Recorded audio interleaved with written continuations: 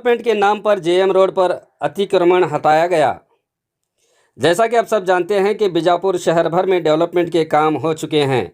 इसी के चलते आज शहर बीजापुर की बागत गली में सड़क पर स्थित कई दुकानों को सड़क निर्माण में जो आड़े आ रहे थे, महानगर पालिका कमिश्नर के आदेश पर एईई शरणपनौर सेक्शन ऑफिसर मुजतबा कादरी, अनिल राठौड़, मोहम्मद समीर की मौजूदगी में कई दुकानों को हटाया गया। अब लोग आशा कर रहे हैं कि जल्द से जल्द जेएम रोड का काम पूरा होगा और लोगों को जल्द आसानी होगी। ಇದು ಭಾಳ ವರ್ಷದಿಂದ ಇದೊಂದು ಹಳ್ಳಿ ಸಿಡಿ ಇತ್ತು, ಎಲ್ಲ ಪೂರ್ತಿ ಎಲ್ಲ ಬ್ಲಾಕ್ ಆಗಿತ್ತು. ಹಿಂಗಾಗಿ ಅದನ್ನ ತೆಗೆದು ಹೊಸ ಸಿಡಿ ಮಾಡಿ ಅದ್ಮೇಲೆ ಸ್ಲ್ಯಾಬ್ ಹಾಕಿ ಆಜು ಬಾಜು ಎರಡು ಕಡೆ ಎಲ್ಲ ಬ್ಲಾಕ್ ಆಗ್ಯಾವು. ಅದ್ಮೇಲೆ ಒಂದಷ್ಟು ಎನ್ಕ್ರೋಚ್ಮೆಂಟ್ ಅತಿಕ್ರಮಣ ಮಾಡಿ ಡಬ್ಬಾದ ಇಟ್ಟಿದ್ರು. ಅವೆಲ್ಲನೂ ತೆಗೆದು ಪೂರ್ತಿ ಇದನ್ನು ಸ್ವಚ್ಛ ಮಾಡೋ ಕಾರ್ಯಕ್ರಮ ಹಮ್ಮಿಕೊಂಡು ಇಲ್ಲಿ 4 ಡಬ್ಬೆ ಇದ್ದು ರೀ. ಒಂದು ಕಡೆ 3 ಇದ್ದು, ಒಂದು ಕಡೆ 1 ಇತ್ತು.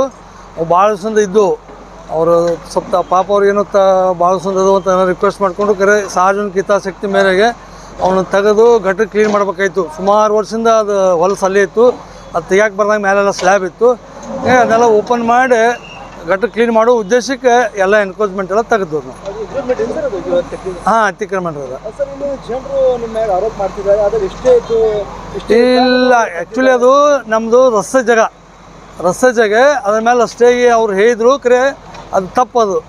ಯಾಕಂದ್ರೆ ಅವರು ಪರವಾಗಿ ಯಾವ ಉತ್ತಾರಿಲ್ಲ ಏನಿಲ್ಲ. ಅವರು ಏನ್ರಿ ಫಾರ್ಮ್ ನಂಬರ್ 1 ಅನಧಿಕೃತವಾಗಿ ಟ್ಯಾಕ್ಸ್ ತುಂಬ್ತಿರೋರು. ಹೀಗಾಗಿ ಅದು ತಪ್ಪಂತ ಅವ್ರಿಗೆ ಕನ್ವಿನ್ಸ್ ತಿಳಿಸಿ ಹೇಳಿ ಅಂತ ತೆಗೆದವ್ರು.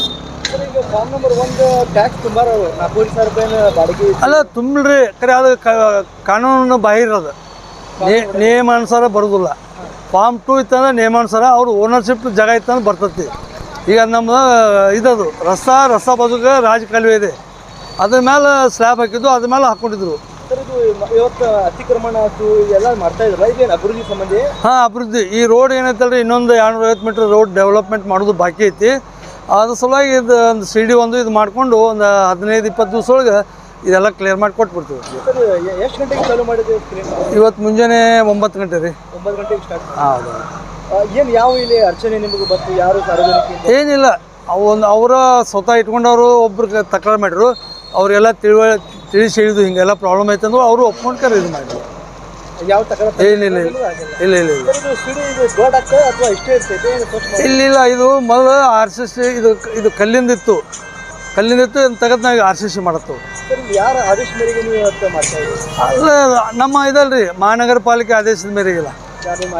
ಹಾಂ, ಆಯುಕ್ತರು ನಮ್ಮ ಇವರಲ್ಲ, ಅವರು ನಮ್ಮ ಆಯುಕ್ತರು ಮತ್ತು ನಮ್ಮದು ತಾಂತ್ರಿಕ ವಿಭಾಗ ಇರುತ್ತೆ, ಅವ್ರ ಆದೇಶ ಮೇಲೆ ಮಾಡ್ತಾರೆ. ನನ್ನ ಹೆಸರು ಬಸವರಾಜ್ ಶರಣಪ್ಪನವರು ಅಂತ. ನಂದು ಅಸಿಸ್ಟೆಂಟ್ ಎಕ್ಸಿಕ್ಯೂಟಿವ್.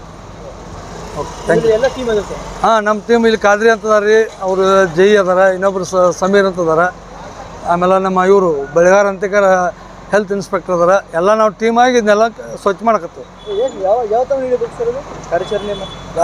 ಅಲ್ಲ ಮುಗಿತ್ತಲ್ರಿ, ಇನ್ನೇನು ಎಲ್ಲ ತೆಗೆದು ಅವರೆಲ್ಲ ತೊಗೊಂಡು ಹೋಗ್ಬೇಕಷ್ಟ. ಇನ್ನೊಂದು ತಾಸು ಇಲ್ಲ, ಅದು ಒಂದು 3-4 ದಿವಸ ಹೋಗ್ತದೆ. ಎಲ್ಲ ತೆಗಿಬೇಕಲ್ಲ, ಮತ್ತು ಅವು ಎಸ್ಟಿಮೇಟ್ ಮಾಡಿ ಅಪ್ರೂವ್ ತೊಗೊಂಡು ಒಳಗೆ ಏನೈತೆ ಅದನ್ನೆಲ್ಲ ನೋಡ್ಕೊಂಡು ಕೇರ್ ಮಾಡಬೇಕು. ಸಾರ್ವಜನಿಕರು ನಿಮ್ಮ ಸರ್ಕಾರಿ ಆಸ್ತಿದಲ್ಲಿ ಸಾಕಷ್ಟು ಅಂಗಡಿ ಮನೆ ಮಾರಿರ್ತಾರಲ್ಲ, ಅವ್ರಿಗೆ ಏನು ಅಂತೀರಿ ನೀವು? ಇಲ್ಲ, ನಾವು ಬಂದಂಗೆ ಹಂಗೇನು ಸಾರ್ವಜನಿಕರು ತಕರಾಜು ಕೊಟ್ಟರೆ ಅದನ್ನ ಸರ್ವೆ ಮಾಡಿಸ್ಕಾರ in the interest of public ನಾವು ತೆಗಿಯೋಕೆ ವ್ಯವಸ್ಥೆ ಮಾಡ್ತೀವಿ. ವಿಜಯಪುರ ನಗರದಲ್ಲಿ ಸಾಕಷ್ಟು ಅತಿಕ್ರಮಣ ಮಾಡಿದ್ರು. ಇಲ್ಲ, ಅವು ಹೆಂಗೆ ಬರ್ತಾವೆ ಹಂಗೆ ಮಾಡ್ತಾರೆ. ಒಮ್ಮೆ ಎಲ್ಲನೂ ಮಾಡೋಕ್ಕಾಗೋದಿಲ್ಲ. ಮತ್ತೆ ಅಂಗಡಿ ಚಾಲು ಆಗ್ಬಿಡ್ತಾವೆ. ಇಲ್ಲ, ಅದನ್ನೇನಂತಲ್ರಿ, ಆಯಾ ವಾರ್ಡಿನ ಅವ್ರೇನು ಇವ್ರು ಇರ್ತಾರಲ್ಲ, ಹೆಲ್ತ್ ಇನ್ಸ್ಪೆಕ್ಟರ್ಗಳು, ಆಮೇಲೆ ನಮ್ಮ ಪೌರ ಕಾರ್ಮಿಕರು, ಇವೆಲ್ಲ ಅವೇರ್ನೆಸ್ ಮಾಡಿ ಎಲ್ಲ ತೆಗಿಬೇಕು. ಅದು ನಮ್ಮ ಕರ್ತವ್ಯ, ಅದು ತೆಗಿಬೇಕು.